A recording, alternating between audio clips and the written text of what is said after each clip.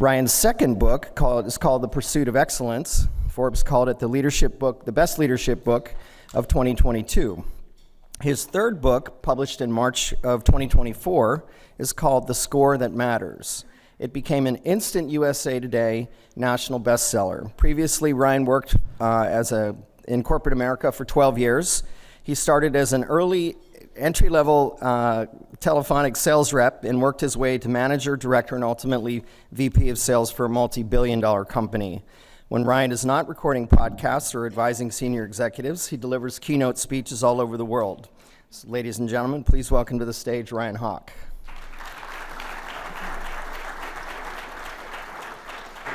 Oh, thank you guys. I really appreciate you having me, especially after a late night. I know I worked in sales for 12 years at a company called LexisNexis. We had national sales meetings, and the day that they had the final closing keynote at 9 in the morning was after our award celebration, and Beth was telling me that last night it sounds like a few people got after it, so I appreciate you guys having me.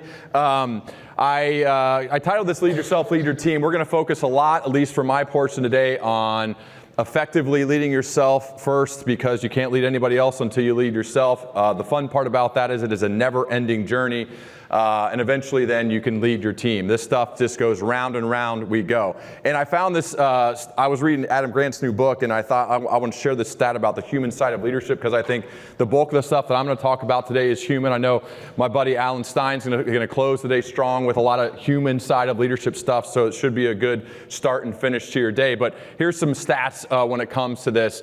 Adam Grant studied these entrepreneurs in West Africa, these 1,500 of them, right?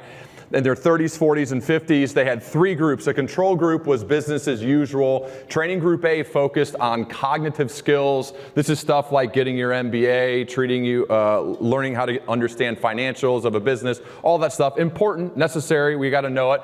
But then the third group, the training group B, they focused on character skills, right? This is the stuff that I'm going to focus on the majority of today. A lot of people call these things soft skills, or they don't think it's as important as understanding the business side of things. But the cool part about the study is they found that the people that trained the most on character development skills on the soft side, the human side of leadership, performed 30% better over the next 2 years than the other groups, than the control group, and then the ones who were focusing just on the cognitive skills. And so the human side of leadership, the soft skills, which I think should be renamed essential skills, the stuff that we're going to focus on today, actually end up helping the bottom line, helping the CFOs of the world. They help them much more than anything else we can do. And so I'm going to set that as the foundation of what I'm going to focus on with you today, is that we're going to look at the human side of leadership. A little bit more about my background, just so you know that I'm a real human who has the same problems and struggles that you all do. I'm a husband to Miranda. I'm the dad to 5 daughters, Brooklyn, Ella, Addison, Peyton, and Charlie. 4 of them are teenagers right now, and so we're dealing with the chaotic roller coaster that some of you either have dealt with or are currently. It's a lot of fun. I love it. It is absolutely why I do this. It's they're the people that I want to rush home to get to after this. But that is a big part of my life, and so I'd be remiss without sharing that's what I'm here. I've written a few books. I think some of you have gotten a couple of those, The Pursuit of Excellence and The Score That Matters. The first book I wrote was called Welcome to Management, which is about that leap from individual contributor to first-time manager. And then, as mentioned in the intro, the foundation for my entire working life right now is my podcast, The Learning Leader Show. I've released an episode every Sunday night at 7 o'clock for the last 9 years, and that's, I think, a resource you guys can check out if you want to hear more about what I focus on. Okay, I think it's good to share with you my goals for this, what success looks like for me, as far as what you get out of it. So ultimately, this is more about you and what you get out of this. So first is, there we go. First, I want to impact how you think, right? I want you to really challenge your thinking. I want you to leave here from my session saying, wow, I didn't think of it that way before this conversation, before the dialogue we had. But now that he mentioned something to me, it's going to make me rethink an idea, rethink something that I had done and potentially do it differently. Next, I should impact how you feel emotionally. Some of the stories should move you to eventually then create some sort of behavior change. Ultimately, I think if you come here and you're just mildly entertained, but no behavior change happens, and this was an epic failure. So I want to impact how you think. I want to move you emotionally, how you feel. And then most importantly, I want to change your behavior for the better. I hope somebody notices a change in you after this session by saying, oh, I didn't realize you had that in you. And you say, well, I went to this conference, we had a good time, it was a little bit interactive, and now I do it this way. So laying out how this is going to go, I'm going to share a few ideas and things that I've learned over the past, decade or so that I think have been most useful. Most of them from people I've interviewed in my podcast, people far wiser than me. I'm going to share some of the stuff that I've learned and tried to implement, and then I'm going to have you do that, and you're actually going to share with the group. So I'm letting you know ahead of time, there will be a couple different times throughout my 90 minutes with you that you will be sharing, and hopefully these are the first drafts of some things that you could do with your team. So be ready for that. I will always go first, but I want you guys to be ready to share it with the group as well. I want to make it as interactive as possible. Okay. I firmly, my podcast is called The Learning Leader Show, so this would make sense, but I firmly believe that your ability to learn will determine your ability to lead. If you're not thinking about how to become a learning machine, I feel like you're going to struggle, you're going to be stagnant, you're not going to improve, you're not going to go to bed a little bit wiser than you were when you woke up, which is one of my goals and hopefully one of yours. So I'm a big quote guy, but I think your ability to learn will determine your ability to lead. I love this one from Rick Rubin. I was reading his book, Creative Habit, and I think when you go to a conference and you hear these stories and these quotes and these ideas, and to me it's not just about mimicking greatness, it's about calibrating your internal meter for greatness. So it's like almost changing your wiring to say, how can I make better decisions moving forward, right? And that's really what this is all about. Is I want to help you make better decisions for yourself as well as the people that you're leading as you move forward. So when you're thinking about these stories and these ideas and the things that we're going to do together, it's really about calibrating your internal meter for greatness so that you go out and make better decisions for yourself as well as your teams. Okay, the first of a few elements I'm going to share today stems from a conversation I had with one of my literary heroes, a guy named Jim Collins. So Jim Collins wrote a book that some of you probably have read called Good to Great. He's also written Great by Choice, Built to Last. He's a hero of mine, and I was very lucky to get a chance to record with him a few times for my podcast, and I remember on episode 216, in fact, it'd taken years and years for me to finally get a chance to talk to him, and I was going on and on and on about what I was doing and why I was doing it and how I was building my business and all these things, and he said, hey, can you calm down for a second, man? The single greatest determining factor in your long-term success or failure will be your who. Who will be your friends? Who will be your spouse? Who will you choose to surround yourself with? How intentional are you about that? Now, it sounds basic, right? We've heard you are the average of the 5 people you surround yourself with, right? I think we know that. But if you actually pause for a second and say, how intentional am I about that? I thought I was decent. I thought it was pretty good until I actually wrote this down and analyzed it. And so I really divided it into 3 buckets, and I want you to do the same thing today too, for those of you who are taking notes, to think about the who in your life. And so after Jim really, I think, made me stop and think about this, I wrote these down to realize that I had a lot of gaps in an area where I thought I was strong, I was actually quite weak. And so I would ask you, who is your who, right? Because I love this little story I just found recently about what's more important, the journey or the destination, right? This big panda and tiny dragon. He said, the company, right? Who are the people you are intentionally choosing to surround yourself with? That, as Jim said, will be the single greatest determining factor in your long-term success or failure, both, I think, personally and professionally, right? And how intentional are you about doing this? So who is your who? The first of the columns I mentioned is who are the people that are ahead of you, right? Who are those that have done what you'd like to do, but more importantly, they've done it in a way in which you deeply admire, right? They've done it in a way which you deeply admire. Who are those people in your life? And I want you to rate the levels of these relationships. Like literally write this down, right? Rate the levels of these people. A level 5 relationship, these are people that you have regularly scheduled time to meet with. You're regularly texting them, calling them, seeing them, meeting with them, right? They're there. That's a level 5. A 1 would be aspirational. This is somebody that you look up to. This was like a Jim Collins to me. Someone you look up to, you really would like to get to know them, but you haven't had a chance to talk to them yet, right? Aspirational, because one of the action steps we'll take, remember, that's part of my goals for you, action steps to take is we're gonna reach out to the ones on this list, right? Okay, who's ahead of you? Think about that, write those down. Who's beside you? Who are people, and that's why I think events like this are really cool, that you guys get together on a regular basis. Who's beside you? Who are those that are going in a similar direction, maybe at a similar stage, right? 2 rules for these people though. 1, it's a no judgment zone, right? These are those who you can call them and say, I really messed up. I got out of hand. That was not good. And they're there for you. No judgment zone. 2, they are genuinely rooting for you to do well. They are pumped when it goes well for you, right?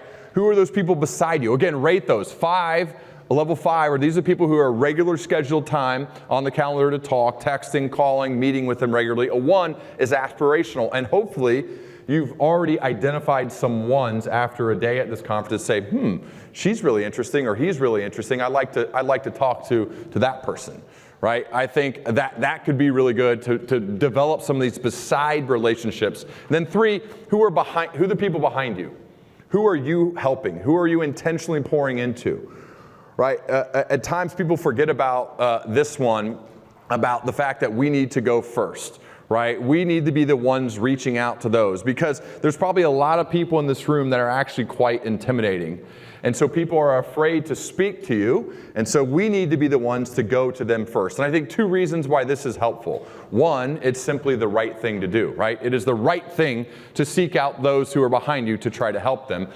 And 2, I think teaching is one of the greatest learning tools that exists, right? Teaching, when you have to give a presentation or you're meeting with somebody to try to help them, think about what leads up to that moment. You're probably going to study, you're probably going to get very clear on what you believe, and so that when you go to help that person, you're actually useful, right? And so this helps you get very clear on what you believe and what you think when you put yourself out there to help other people. And in addition to that, you're obviously helping others, which is great. So think about these 3 things, right?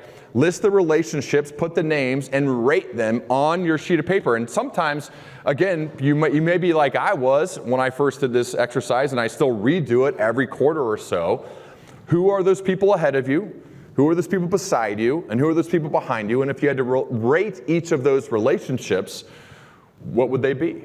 What would they be? And for those ones on your list, or for an area where you may be light and think, oh, I thought I was good across the board, but I'm actually not, the action step to take following this conference would be to reach out to them, to give them a call, send them a note, try to establish some sort of relationship. I think that would be most useful. Now, one of the cool things that happens, and I'll give you my email at the end of this, one of the cool things that happens is I'll get a follow-up note from somebody after doing this exercise 4 months from now, 6 months from now, a year from now, where somebody has said, hey, I had a number of ones on that list. I just took the simple step of reaching out to them, and now I have a full-blown friendship or relationship with them, and I'm much better off for it, right? That is the juice. That's the good stuff that happens that I love to see, is that people go on offense when it comes to what they're trying to do when it comes to building relationships, okay? I love that. So think about this. This is something for you to take action on after we leave here. And for those relationships that are kind of like middling, right, these are the ones where it's on us to go first. It's on us to do our best to establish these relationships and make them level 5 relationships. Okay, the next one, I think, the leaders who have sustained excellence over time, all right? I've been lucky to, again, talk to almost 600 of them over the past 9 years, is they're really clear on who they are, what they're about, where they're going, how they're going about doing this. And so a friend of mine who I co-wrote my most recent book with, Brooke Cups and I, really created this ethos exercise that I think is actually pretty fun. You guys are going to do it here. Some of you are going to share, so start thinking about this. I'm going to go first and share first, but I like this defining our ethos idea because, one, it helps you get really clear on who you are, what you value, what you're about as a leader, and it also quickly helps others get to know you really well, okay?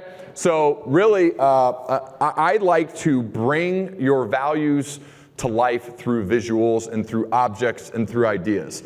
So I'm going to share my ethos, and as I'm sharing mine, I want you to start thinking about what yours are. And as I share mine, you'll get the hang of what I'm talking about here, okay? So my ethos, the things that I think embody what I'm about, are a hawk, the edge, and the stairs, okay? A hawk, yes, that is my last name, a hawk, the edge, and the stairs. Okay, what does this mean? Why is this my ethos, and why does it even matter? Why should we do this? The hawk is the first one. I identify with this because these are animals that I didn't know a lot about, but my dad was a leader growing up for a 1,000-person sales force, and so people would give him gifts. The people that worked for him would give him gifts, and one of them would be these stuffed hawks, right? Because that's our last name. I thought it was kind of weird, but in our family room above our garage, we have like a storage area with a bunch of these hawks, and so I got curious as a kid and started studying, like, what is a hawk all about? Like, is it cool, or what do they do? And hawks are pretty cool if you actually look them up and study them. They're known for being really good about gliding and soaring and using their eyesight, which is 8 times better than that of humans, to scan and always be looking for an opportunity. And in a hawk's world, an opportunity is something to eat. They're always scanning, looking for prey, right? But they're super observant.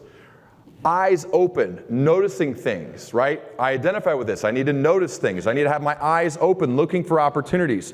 But once a hawk makes a decision to commit to something, it aggressively attacks. It gets after it. It goes and seeks out its prey, gets it, right? And it immediately goes back to observing, right? Gliding, conserving.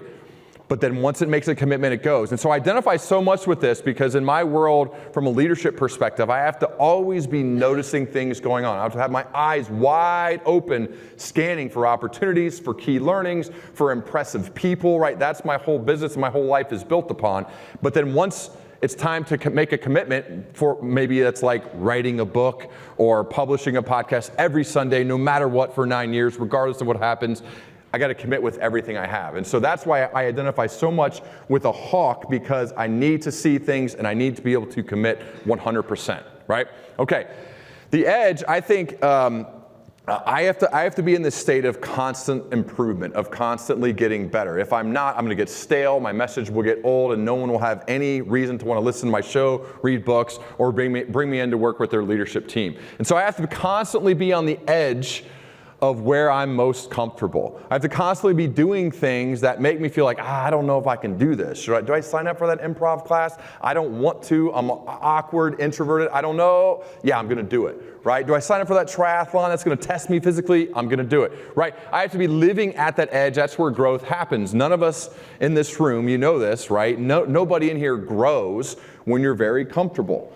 When I get too comfortable for too long, I realize like I'm not getting better. That is an uncomfortable feeling. And so I need to find a way to put myself in a position to push my edges. This is a phrase that Jay Hennessy taught me, a 26-year Navy SEAL, when I said towards the end of his career, he started looking for others and choosing those who would become Navy SEALs. And he said, I look for people who are constantly pushing their edges, right? So that is a phrase for me. What did I do today to push my edges? So the edge is the second part of my ethos. The third part of my ethos are the stairs. So I was at the National AAU volleyball tournament with my daughter Ella. I've gone to this, 4 or 5 times. She plays club volleyball, and the tournament is in Orlando most years. And this is one of the years I happened to be walking out of the convention center where all the volleyball courts are. And I don't know for any of those that have daughters that play volleyball, but it's an area where there's a bunch of very tall, very athletic people, right? Certainly their legs work. And so I noticed, though, the interesting thing about it is as you would leave the convention center and go to the hallway up to where there's the concession stand, or you're just going to leave the convention center altogether, there's just these two options, right? On one side, you have escalators. On the other side, you have stairs. And I noticed every time I would walk out of the convention center, the escalators were usually full or moderately full, and the stairs were always completely empty. Nobody was taking the stairs. And to me, I think I want to be someone who takes the stairs. There's a lot of science to back this up, but Michael Easter wrote a book called The Comfort Crisis, which they actually did research on this, where people would go out to areas where escalators and stairs were literally side by side. Usually it's in airports, but there are areas where they do this.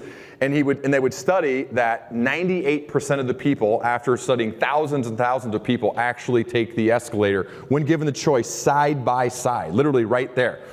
And the reason for this is our brains are still wired to be lazy. We're wired to be lazy for a very good reason, because a long, long time ago, we needed to conserve our energy to either go out and hunt and get food for our families, or to run away from something that was hunting us. Now, as time has progressed, we don't need to do that anymore, right? We can get food. We're usually not hunted, right? We don't need to run away or run after something. However, our brains have not caught up. We're still wired to be lazy. But to me, the stairs symbolize somebody who is choosing to take the harder path, even though taking the stairs is not hard at all. But it is a little bit harder than taking the escalator. But I'm choosing that path to better prepare myself to handle whatever inevitable adversity is going to strike. I don't know what that's going to be, right? It's going to be something. It's one of the few certainties of life, is that something tough or something bad will happen.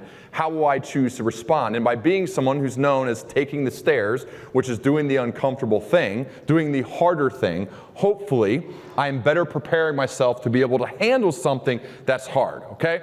And so that's the third part of my ethos, right? So you have a hawk, you have the edge, and you have the stairs. I hope as I was sharing mine and going first, you're starting to think of yours, right? So now it's your turn. You're going to do the first draft of your ethos exercise in this room right now. First draft. Now, we don't judge first drafts. We can talk about them, right? But first drafts are all about just getting it out, because you're going to do your second and closer to a final draft after you leave here. And a few of you are going to share with the group. We do have microphones, I believe. A few of you are going to share with the group your first drafts, and we'll cheer for you as we go. So let's take a few minutes. We can play a little music here while you guys are writing down. You can even draw them. Some people at times even create mini PowerPoint presentations if you're that creative and that fast. But draw them, write it down, and then it's not only about the image, it's also about why that image is important to you and why it's a part of your ethos. Okay? Let's take a few minutes.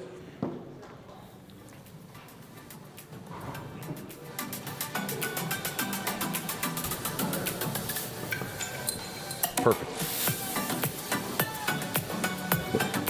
Yeah, just raise hands and then we can walk around. Yeah, let's do that.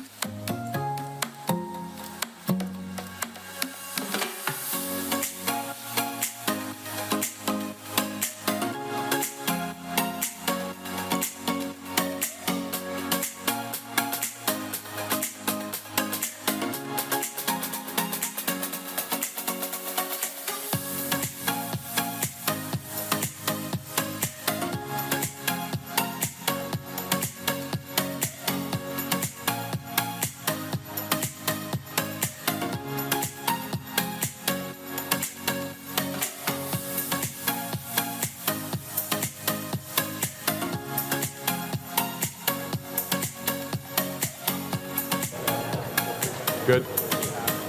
All right, we ready to share? Okay. Who gets to go first? Nobody ever wants to go first. There's got to be some brave people. Here we go. Yes. Yes, here we go.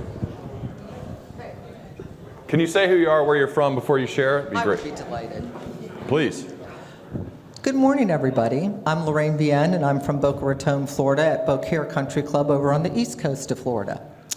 So my 3 drawings and my great artistic right here that nobody can see. Okay. But the first one is, for me, mentorship and growing people. So I have little people that are getting bigger in size. My second artistic drawing is of a person pushing a rock uphill, meaning that I am resilient and to be resilient in this industry as who I am to continue growing myself. And my third drawing is myself sitting on a mountain on the edge because I am afraid of heights, and the courage to sit on the top of a mountain and get there is what I strive for every day to keep pushing myself to be better. Wow, all right. All right. That was a pretty good first share. I love it. Let's hear some more. Let's hear some more. Just pick on somebody. She should. That was really good. That was really good. Who wants to go? You guys want to go? I'm not complete. Not complete? You want to go? Britton? I got 2. All right, Paul, you're going to have to go, I guess. All right, Paul. Paul Miraz, Frenchman's Reserve Country Club in Palm Beach Gardens. I only came up with one so far, and that was a river. Because sometimes, meanders, sometimes you go through rapids, sometimes it's nice and quiet and peaceful, but it keeps moving. Love it. Keeps moving and exploring. All right, all right, all right, all right. Let's get a couple more. We need a couple more. Here we go. All right. Is that Don or Dan? Dan. All right, Dan. Dan Myers from the Loxahatchee Club in Jupiter, Florida. 3 images, a bear. So I first saw a bear with like their cubs. And so that made me think of family and being there for them and nourishing them and helping them. But I also see a lot of my staff as little bear cubs as well and getting them along and helping them in their lives and professionally. The second image was the ocean, because the ocean is kind of never-ending and infinite, and there's always more to learn and discover the deeper you go and the more you can see. And then I thought of the eyes emoji, because especially the last couple of days we've been talking about seeing things and not being distracted and not being on your phone and just always looking for more, and body language and all those kinds of things, just always being attuned to all that's going on. Wow, really good, really good. Let's pick on somebody back over here. Here you go ahead, Beth. You pick. All right, You find somebody. I'm going. Beth, you go. No, I don't have one. Not prepared. Headache. No? Joel, give us what you got. Okay, he's going to go. Good morning. Sean Redding from Bears Paw Country Club in Naples. So my first one was the lion. So, he's not the biggest, the strongest, or the fastest, but he is the king of the jungle because of his attitude. Okay. Took that one from a motivational speaker I like. The next one was consistent discipline. And the third was a suitcase, along with some of the others. It's not what you bring with you, it's who you bring with you. Oh, I love it. I love it. I love it. Here we go. Let's go one more. One more. I'm going to pick on Joe because we Okay. like All right, Joe's. I heard Joe's. Those are good. Told you not to. I had the peacock because that's what my last name is, the cross because that's my core value, and the horizon because I'm a visionary, always looking forward. Love it, Joe. Thank you. Thank you, thank you. Okay, so the next action to take here is to go from first draft and get it to a second draft, one that you are all more comfortable sharing. I appreciate those very much who shared, but you're all more comfortable sharing with the people that are important in your life. So whether it's your friends, family, or the people that you work with, we all maybe somewhat knew those who decided to share, but you knew a lot more about them 90 seconds after they shared than you did before. And so the other benefit of doing an exercise like this is it can bring you closer to those that are important to you. So if you're trying to lead people, part of the importance of leading them is that you get to know them, you care about them, but they also get to know you. They also get to understand you a little bit better. And doing exercises like this, some of you probably, as you're thinking it through, you thought, I'm not really sure what I'm going to choose. And so that process of saying, I'm not really sure what visuals or what images bring my values to life or bring me to life, that process of not being sure to then getting it out of your head onto the page was a clarifying experience, right? For those who, and some of you still aren't sure, right? And so as you go through the process of saying, wait, what am I really all about? What do I care about? Like, what brings those ideas, what brings those values to life? I think it's always worth it to be working on stuff like that. It's always worth it to be trying to figure out what you're all about. And then taking the next step, right? Getting it out of your head onto the page and then sharing it with people that you care about. Right? This is an exercise that I think brings people together and creates clarity of thought, which from a leadership perspective is imperative if you want to be any good at leading people. Is you got to know what you're all about. You got to be clear on what you believe, and you got to be good at communicating that to other people if you want to inspire them to want to follow you, to want to do what you're trying to do, right? Leadership's so hard.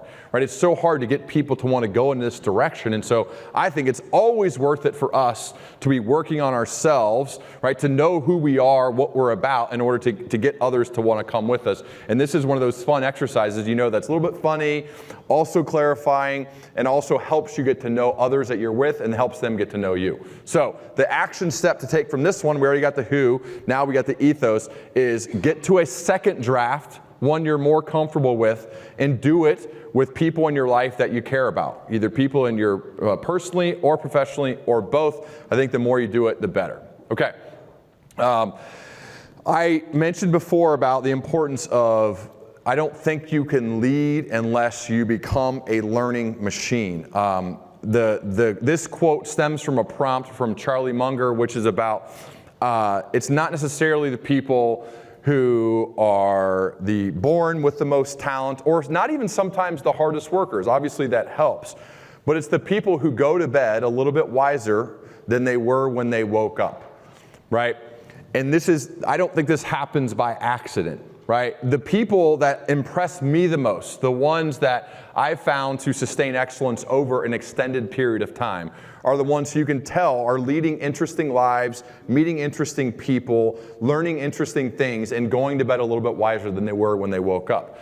And so I realized, again, I was weak on this, even though I named my podcast after being a learning leader. Learning leaders, by the way, are my favorite coaches, bosses, managers, teachers, people in my life are those who they view themselves as not a finished product, as always striving to learn a little bit more each day. So I just created kind of a 4-part system to what a perfect day is for me in order to ensure I'm going to bed a little bit wiser than I was when I woke up. So the first part of this perfect day, and I'd like you to either steal this or create your own form of a perfect day to be a learning machine. So first part is, I need to fuel my intake engine. Right? I need to be reading, I need to be speaking with people wiser than me, and be listening to podcasts, I need to be watching TED Talks, I need to be doing the things that fuels that intake engine. Just get it all in as much as possible, as much as I can, right?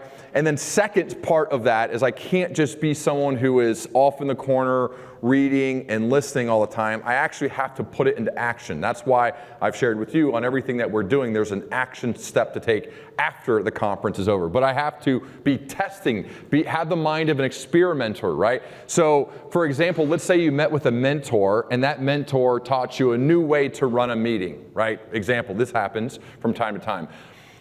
How useful is it for you to just take notes, but to never do anything with it? What would be more useful, I would think, is to take those notes and then immediately put it into action, and maybe even bring the mentor with you to the next meeting as you taken his or her idea with you, and then you tried to implement it. You experimented with a new idea. So you got to test it out. You got to actually do it, right? Put it into action.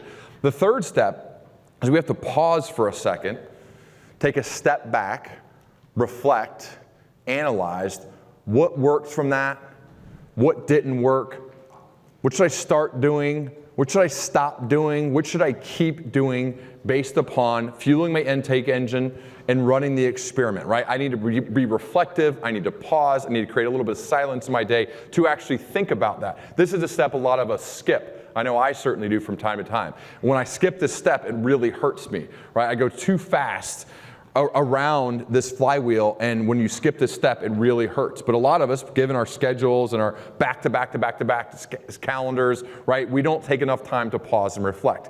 And then the fourth stage, after you've reflected on this and figured some things out, right, from fueling the engine, then running the experiment, then thinking about it, is teaching it to somebody else. As mentioned in the Who exercise about the benefits of having people behind you, right, is when you get so clear on something that, and you've synthesized the most useful parts of it, and then you've decided to teach that to somebody else in your own words, that's when you really cement some of the learning.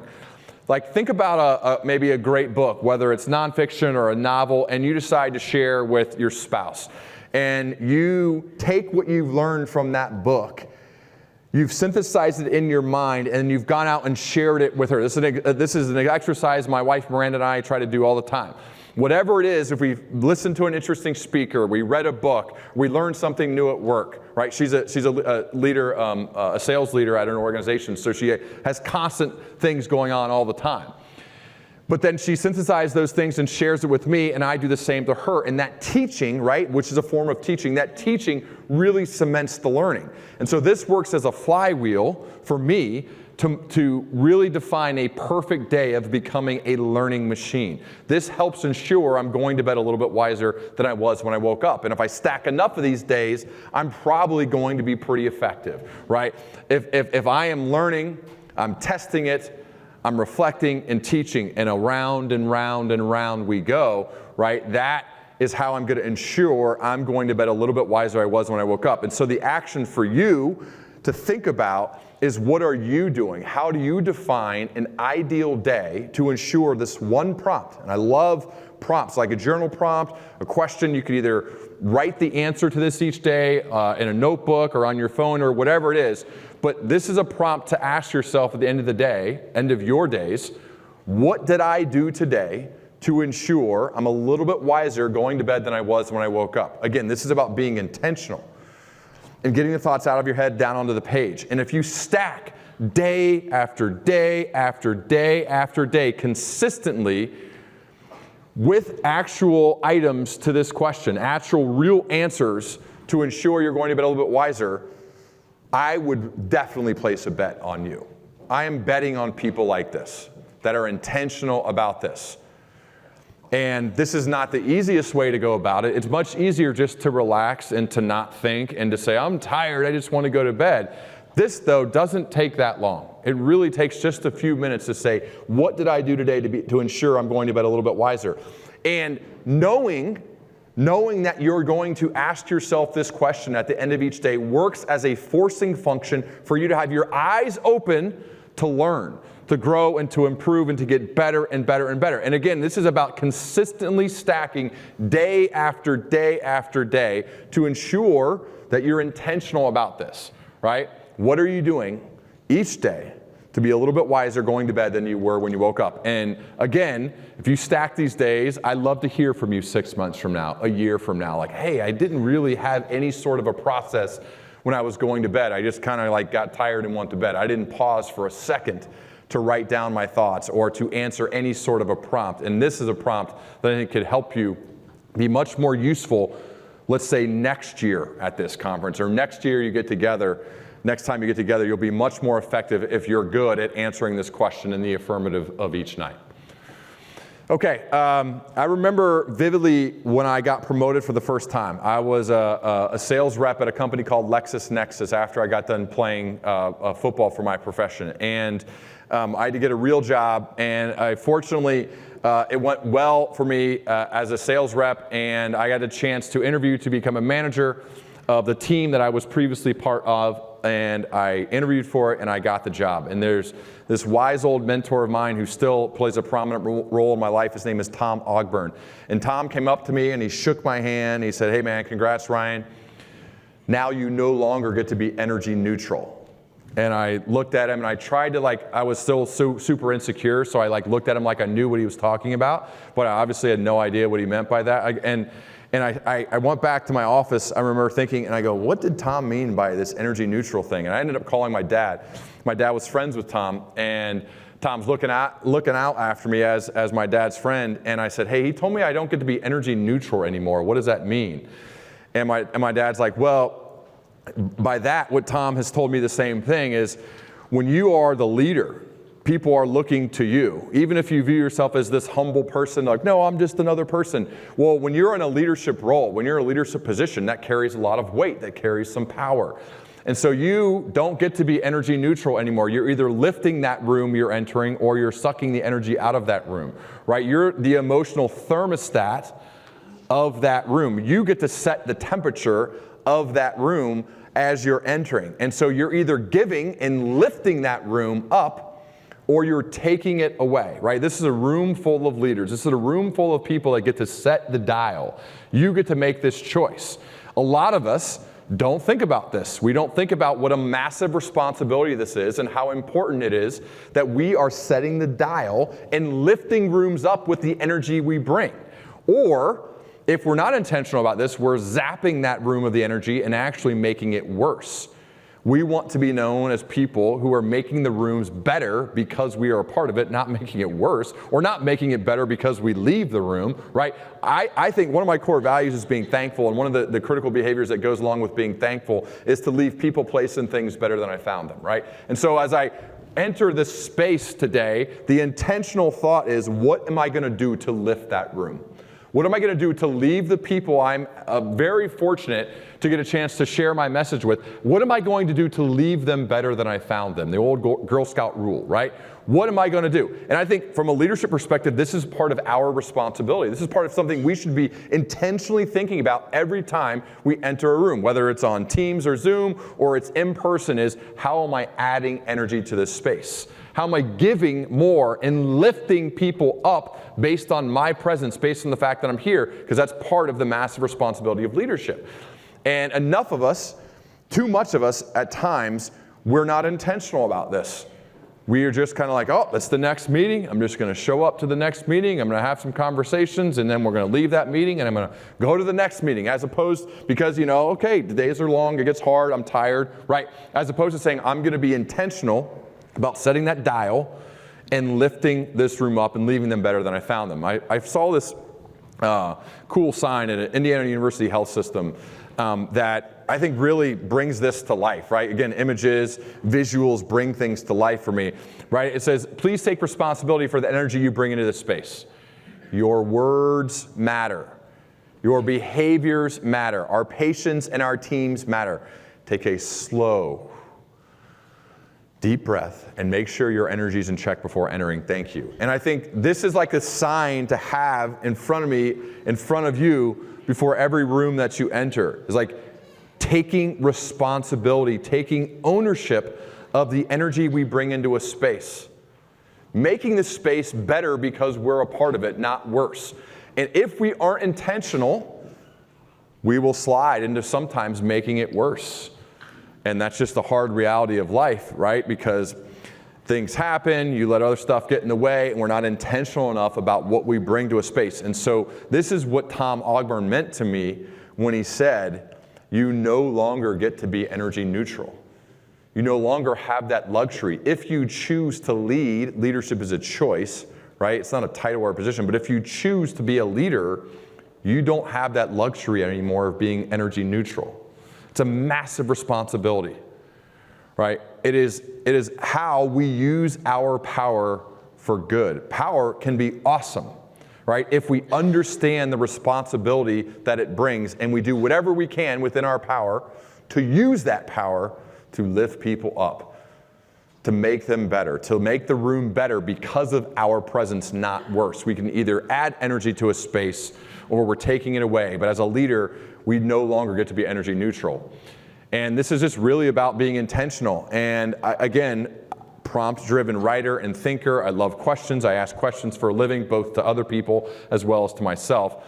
What type of energy did I bring to my team today? The people I'm leading, my family, the people I work with, what will I bring to them tomorrow? How am I going to ensure I'm intentional about the energy I bring to lift people up? Simple prompts you can ask yourself. This does not take that much time, right? But to consistently answer some of these prompts I've been sharing with you, I think gives you a much better chance to be more and more effective each and every single day, right? That's our job. That's why you come to things like this. What's the point of coming? I mean, I guess also the parties, but in addition to that, the reason we come to things like this is so that we can be better in our places of work, we can be better at home at how we lead people. And introducing a few prompts at the end of each day, end of each of your days, I think can be quite useful. Okay. Okay, I got a couple more I'm going to share. The last one is going to be a little bit more interactive, but this one was a fun one for me. I was in a beautiful part of our country in Coeur d'Alene, Idaho, giving a talk. And I finished in the morning, but I had kind of the rest of the day before I was flying out. And so I noticed next to my hotel where I was staying, there's beautiful Lake Coeur d'Alene, which is behind me in that picture. And then there was some mountains that you could climb. And so anytime there's an opportunity to do something physical, I'm probably going to do it if I have the time. And so I went out to hike the mountain right next to our hotel, right next to Lake Coeur d'Alene in a beautiful part of Idaho. And I came to this part of the trail that I thought was interesting, so I started taking pictures of everything that I could find. And really, there was two options. You could stay on the main loop, which was essentially the trail that just goes around the mountain. Very beautiful, out in nature, it's green, it's awesome. Highly recommend main loop trails. But you could also take a different trail, which would take you to the summit of this mountain, right? And so I was thinking like, well, I have enough time. I might as well try to do both. Might as well try to see what this main loop is all about, as well as maybe I can get up to the summit of this mountain. And as I was going, I decided to take pictures of the whole thing, so I want you to think about what you think is each trail. So this is the first trail that I went on. What trail do you think that is? Of these two, what trail is that, you think? Yeah, the main loop, right? It's pretty wide, pretty cozy. You could walk with a few friends. It looks really well worn, right? And by the way, I highly recommend walking main loops with friends. I think it's great to get out in nature and hike. There's certainly nothing wrong with that, right? But yeah, lots of people do it. It's not that hard. It's relatively flat, and it's obviously well worn. What do you think that one is? Closed trail. Closed trail. Pretty much. Yeah, so of these two, you see the main loop is pretty cozy. It's pretty nice. Again, highly recommend going on main loop trails. But then you look and you notice the summit trail, right? This is right after that arrow pointing to go to the summit. The summit trail, people take like a couple of steps. There's a little bit of a trail there, you notice? They take a couple of steps and then it's pretty overgrown. The trail is not much of a trail at all, right? It's almost closed, as you said. And I just thought it was like a great analogy for life, is that like the summit is obviously harder because you got to go up. But it's not crowded at all. People decide to say, I'd rather just hang out on the easier path. I'd rather take the escalator than the stairs. I'd rather just walk around this mountain as opposed to potentially doing what most won't, and that's get to the top. And I think this is, again, an analogy for how life is. The people who regularly just take the main loop, they do fine. There's nothing wrong with it. And again, I encourage doing that, especially with friends. But so few are willing to kind of push through even a little bit of the shrubbery that has overgrown the trail in order to seek the rewards that people who are willing to just get. And it's again a perfect metaphor that if you want stuff like this, these views at the top of the mountain, you have to be willing to do things that most people just don't want to do. And this is not just physical, this is just the exercise that I happen to use to bring this to life. But if you want to accomplish big things, if you want to do something impressive, if you want to really fulfill your own potential, you're not going to do it just staying on the main loops. It's just not going to happen. every once in a while we got to go for that overgrown trail that isn't really there anymore, and maybe push some things aside and to go through it in order to earn the things that others aren't willing to do. And I get criticized from this from time to time. People say like, hey man, like I'm just trying to survive. Like, do you understand how hard it is? I do, I get it, right? I understand. But I don't think, again, you're a part of this group or you come to this conference if you're just gonna regularly stay on main loops. I think we do those every once in a while, but then we also say, I'm willing to do what others won't to accomplish things that others can't because they're not willing to do it.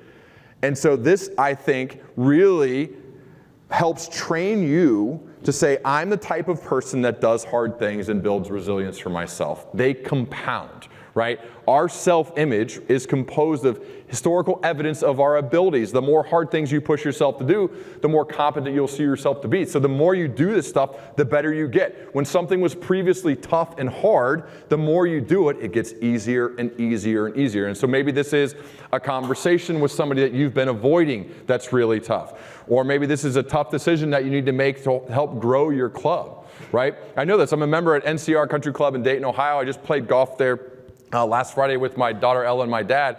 And we see like the renovations and the changes being made and decisions being made by the people who are running that club. It's fascinating to see like this stuff is hard, like this is tough. But I think if we want to put ourselves in a better position to sustain excellence over time, to make sure we're creating this upward trajectory for ourselves, right? So that you're always going to be a little bit better the next day than you are today, then you have to intentionally choose tough things to do, intentionally choose to have that tough conversation, to make that tough decision, to choose the summit trails instead of just staying on the very comfortable, very beautiful main loop, right? And this will compound day after day if you regularly choose to do this. I mentioned to you earlier about one of the times that like I'm trying to get better at this, and so I signed up for an improv class a couple years ago because I want to become a better communicator. I think it's important, obviously, with what I do to be a good communicator. But improv is honestly like the last thing in the world that I'd want to do. It's the most uncomfortable thing I could think of to do, is to get into a room with strangers and to act and to do that type of thing. And I remember the first day I showed up, it was a 3-day kind of workshop-y thing. The first day is at Black Box Theater in Dayton, Ohio. The first day we get there, and the leader, Alex, brings us all up on this big stage, and there's like 20 or 30 of us, and we get in a big circle, and Alex gets out into the middle of the circle, and he says, okay, when I point to you, you got to come out to the middle of the circle and you're going to sing a cappella for the rest of the class, right?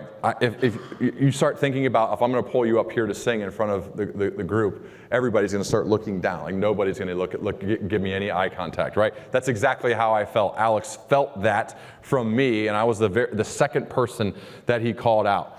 Right? We're doing this big, I'm thinking like, maybe he won't see me, maybe he won't see me. Oh, I don't want to do this, right? I'm the second person he calls out to sing in the middle of a stage with all of these people. So awkward and so uncomfortable, right? I ended up singing the theme song to the Flintstones. Anybody seen the Flintstones? Like Flintstones, meet the Flintstones, right? That song, because I was just, I froze, I know too. But I sang that little song and immediately thought like, that wasn't that bad. And I also proved that I can do it. Right? And so the more and more that you do stuff like that, that's super awkward, uncomfortable, and it was probably cringeworthy to listen to, though I thought like, it wasn't even that bad. Was it that hard to go through a little bit of the brush to get to the top of the mountain? It wasn't really that bad, right? It wasn't Mount Everest or anything like that. And so these things, that you can build up in your mind and prove to yourself that you can do them, and that creates evidence. I interviewed Alex Hormozy, and he said, evidence or confidence without evidence is delusion. So go out there and create a stack of evidence for yourself. That's how confidence gets built. And I thought, oh, today is another opportunity to create a stack of evidence for myself, for my future self, that I can do whatever the hard thing is. And so whenever somebody's asking about doing something, or I'm thinking of doing something myself, I think, is this an opportunity to create a stack of evidence for myself that I can do it? And that transfers to everything else that I'm doing in my life. It makes everything easier for me. And I want to build a system that's going to make harder things easier for me. And I want you to do the same thing. And think about these tough things as creating a stack of evidence for yourself that you can do it. And so that when you face the next set of adversity, which again, one of the very few guarantees of life, that's one of them though, when you find that next set of adversity, you can draw from that stack of evidence you created for yourself. That to me has been one of the more powerful ways to approach these tough moments that inevitably arise is, I've done this before. Not maybe this exact thing, but I've done the hard thing before, I can do it. And so that's a question for you to say, what did I do today to create evidence for myself that I can do hard things? What did I do today? Another prompt to ask yourself, because the more and more you do it, the easier it gets, and you prove to yourself that you can. Okay, I got one more thing. I want you to think about what is your 68, okay?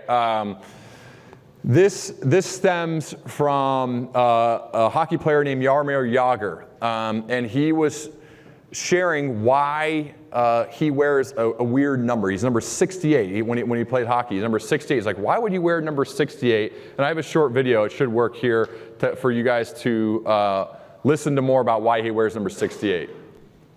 Almost every athlete has a story behind their number, but the story behind why Jaromir Jagr wears number 68 is one of the best.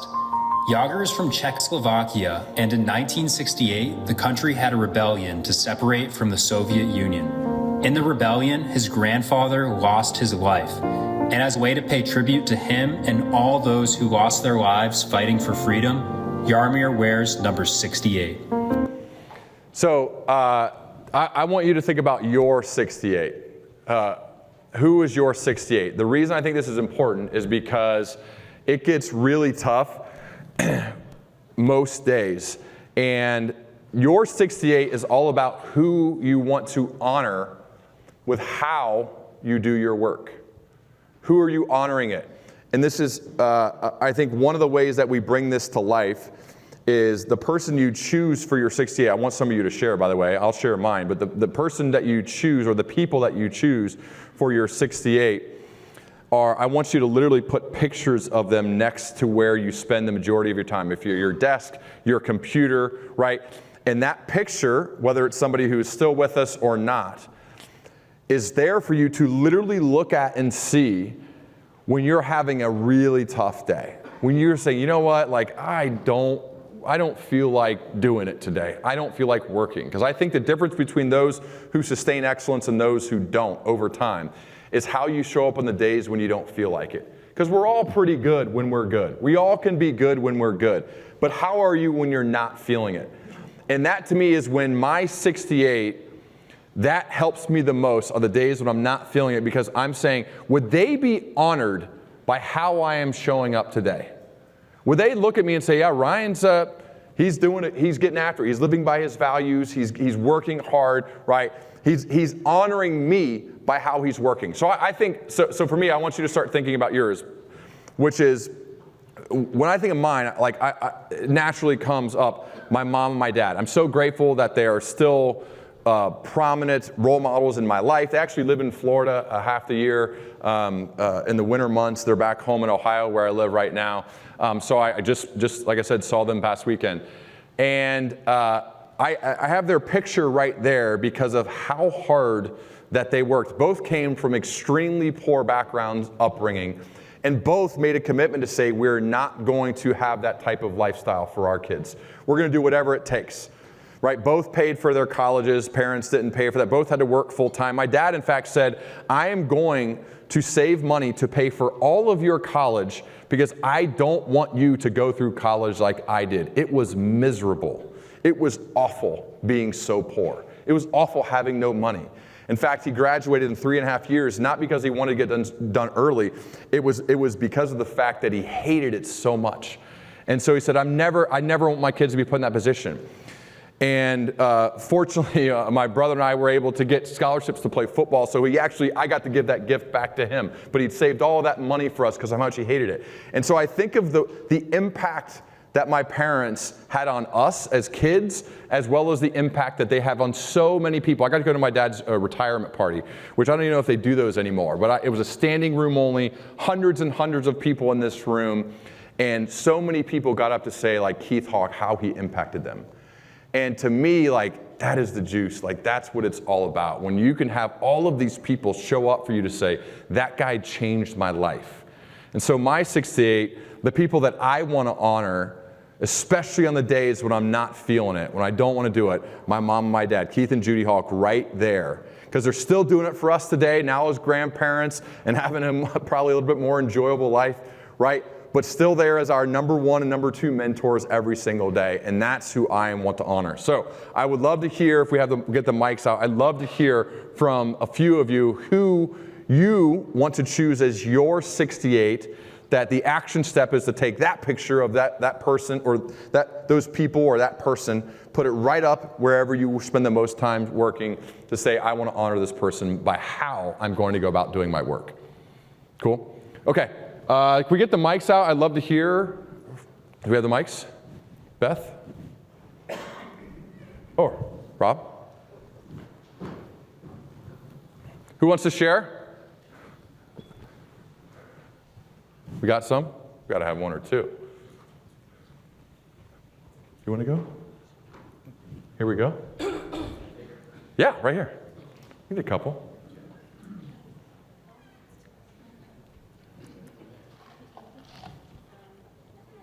Oh, are the mics? All right. I'm Barb. I'm from Jupiter Island Club in Hope Sound on the East Coast. And I would say it would have to be my sister, Donna. When she was 42, she was diagnosed with breast cancer, so I was 37. And, you think you're having a bad day until you hear someone else who's losing hair or, going through that kind of crappy situation. So, how can you not be happy when you live like we live, right? So. Amazing. Yeah, thank Amazing. you for allowing me to share that. Thank you. Wow.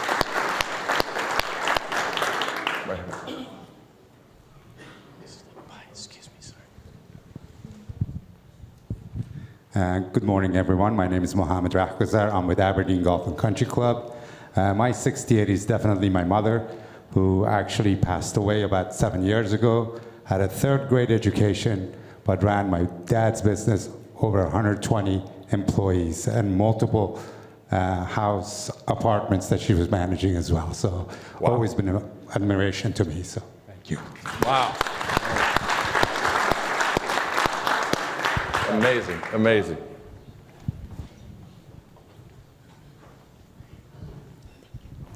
Hi, my name is Mihaela Hillhouse. I'm with Boca Woods, and for me would be number 11.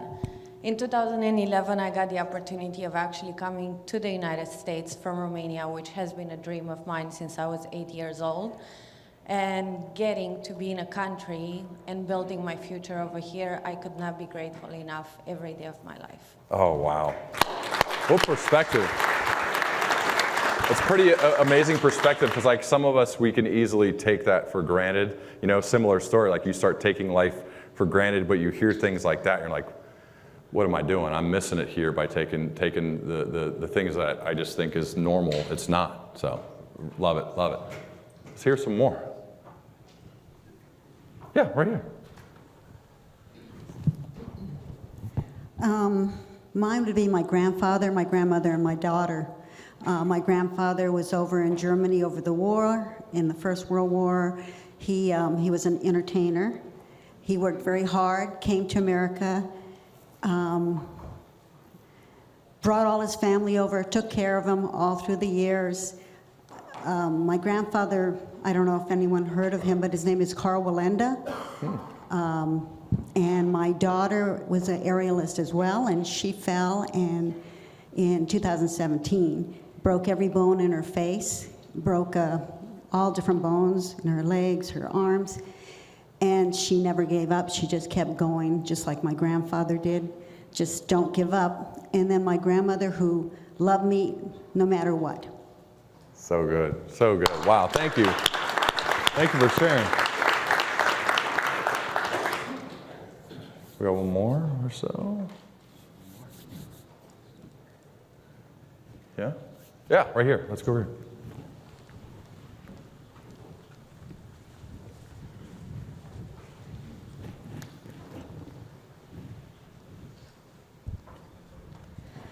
Good morning. My name is Richland. I'm from Bears Paw Country Club, and my who is sitting right next to me. Oh. It is my mom. Here we go. I keep her picture on my desk, but without her, I would not be where I am today. She introduced me to the club industry, to CMAA, and she is my inspiration each and every day, who I go to for advice if I'm having a tough day, and I love her more than anything.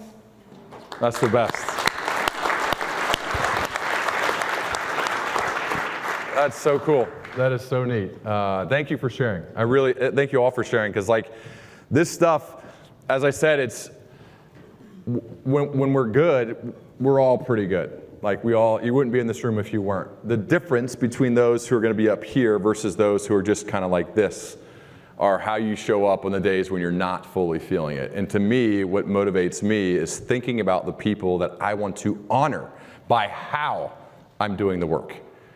And some amazing shares here of, okay, remember those people that you want to honor by how you choose to show up, especially when like nobody would really know the difference, right? Nobody would really know if you're like, yeah, I'm not feeling it, like I'm just not going to do it, or I don't want to show up, or I don't want to do that thing, right? I'm not an advocate for never resting. Obviously we should rest, but when it's time to get after it, and we say, I don't feel it, or I'm not going to do it, that's the difference. That's mediocrity. Like that's what most people do. Now, again, I don't think you come to a place like this or in a room like this if you're okay with that. And this is just another little thing to help.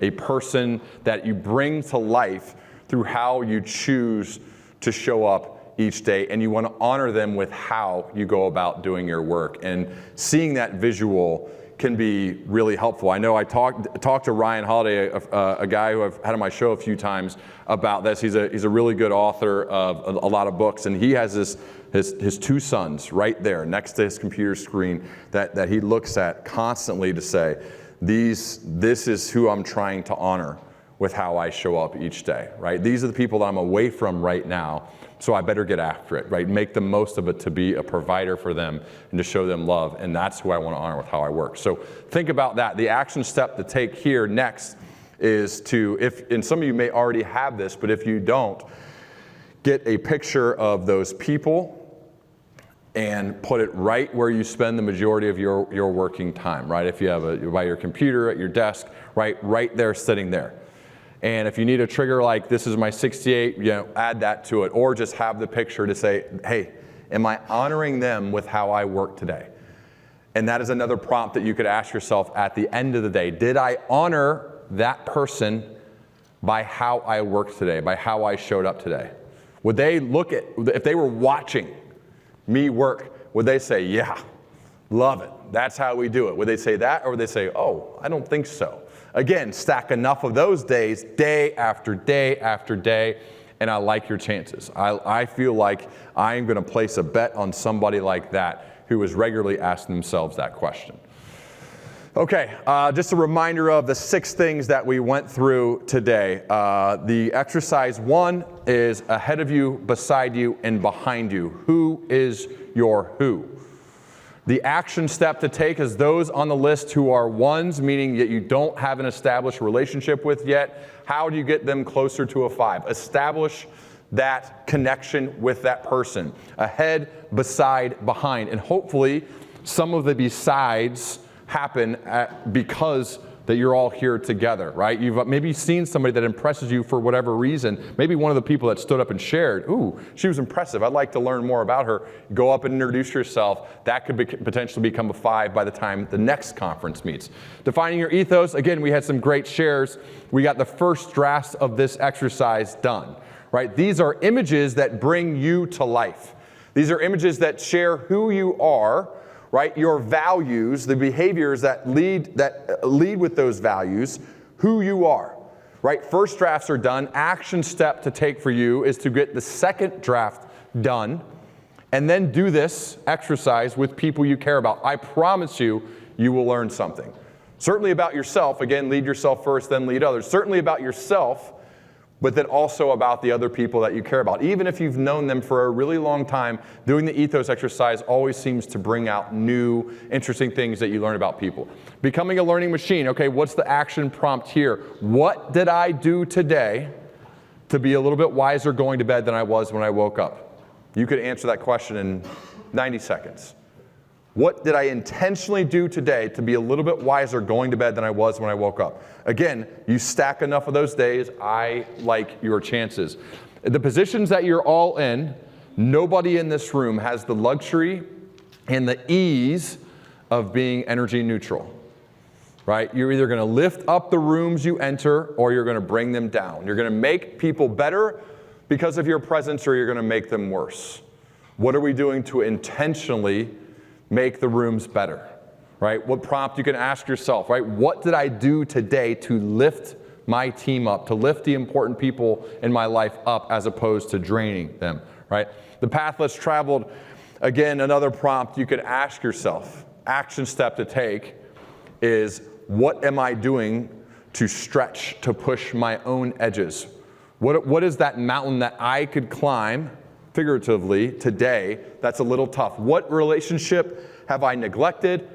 What conversation am I afraid to have? What can I do to make sure that I'm willing to go places that most people are not? Because hard things compound. The more you do them, the easier they get. And you know for a fact that adversity is going to strike.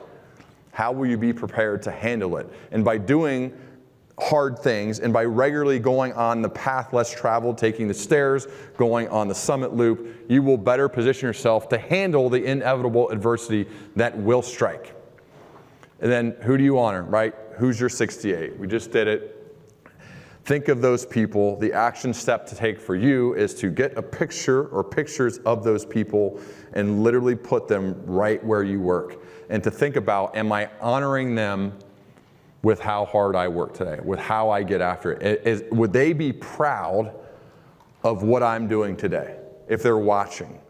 Sometimes getting that other perspective from those other people's eyes can be so helpful for us, especially when we're feeling sorry for ourselves or we don't feel like getting after it, right? But the difference between those who sustain excellence and those who don't is that consistency to do it day after day after day. And the people who sustain excellence over time, they're the ones who are doing that. And I know this room is obviously capable of that. You would not be here if you were not.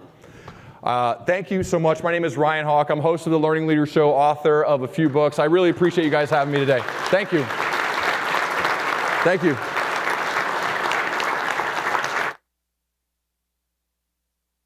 Turn it back on. One more thing. If you want to get access to any, that is my actual email address. I would love to hear from you, Ryan@learningleader.com. You can also text my last name, that's Hawk, to 66866, and that will get you access to kind of all the stuff I do for free.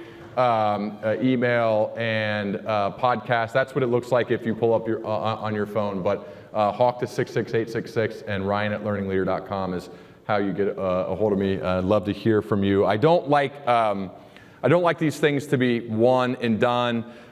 Just for a day. I love hearing that you implemented something, you utilize an action step based on what we talked about. You utilize some of the prompts to make a difference in your life, and over the course of time that it has made a difference. So this is how you let me know. All right, thank you guys, appreciate it.